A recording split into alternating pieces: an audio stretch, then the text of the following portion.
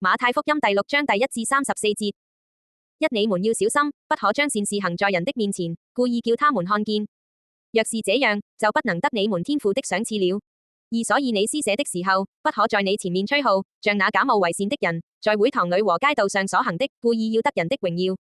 我實在告訴你們，他們已經得了他們的賞賜。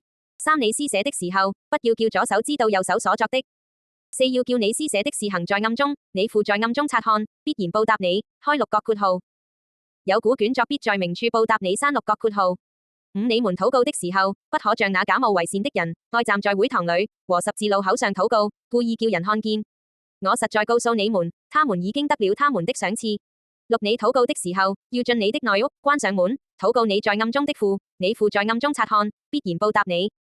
七你們禱告，不可像外邦人，用許多重複話，他們以為話多了必蒙垂聽。八你們不可效法他們，因為你們沒有祈求以先，你們所需用的，你們的父早已知道了。九所以你們禱告，要這樣說：我們在天上的父，願人都尊你的名為聖。十願你的國降臨，願你的旨意行在地上，如同行在天上。11我們日用的飲食，今日賜給我們。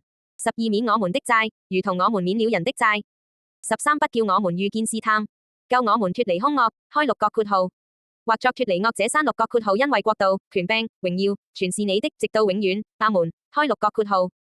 有古卷無因為字阿門等字刪六角括號。14你們饒恕人的過犯，你們的天父也必饒恕你們的過犯。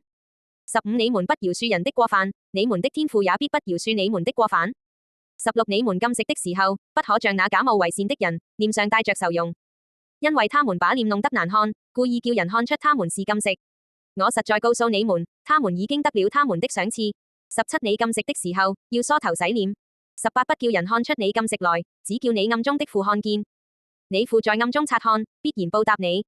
19不要為自己積攢財寶在地上，地上有蟲子咬，能受壞，也有賊挖窟窿來偷。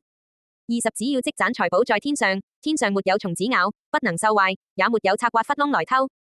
21因為你的財寶在哪裏，你的心也在哪裏。22眼睛就是身上的燈，你的眼睛若瞭亮，全身就光明。23你的眼睛若昏花，全身就黑暗。你裏頭的光若黑暗了，那黑暗是何等大呢？24一個人不能侍奉兩個主，不是惡這個愛那個，就是重這個輕那個。你們不能又侍奉神，又侍奉馬門。開六角括號。馬門是財利的意思刪六角括號。25所以我告訴你們，不要為生命憂慮，吃什麼，喝什麼；為身體憂慮，穿什麼。生命不勝於飲食麼？身體不勝於衣裳麼？26你們看那天上的飛鳥，也不種，也不收，也不積蓄在倉裏，你們的天父尚且養活它，你們不比飛鳥貴重得多麼？27你們哪一個能用思慮，使壽數多加一刻呢？開六角括號。或作使身量多加一爪呢？刪六角括號。28何必為衣裳憂慮呢？你想野地裏的百合花，怎麼長起來？它也不勞苦，也不紡線。29然而我告訴你們，就是所羅門極榮華的時候，他所穿戴的，還不如這花一朵呢。30你們這小信的人哪，野地裏的草，今天還在，明天就丟在爐裏，神還給他這樣的裝飾，何況你們呢？31所以不要憂慮，說吃什麼，喝什麼，穿什麼。32這都是外邦人所求的，你們需用的這一切東西，你們的天父是知道的。33你們要先求他的國和他的義，這些東西都要加給你們了。34所以不要為明天憂慮，因為明天自有明天的憂慮，一天的難處一天當就夠了。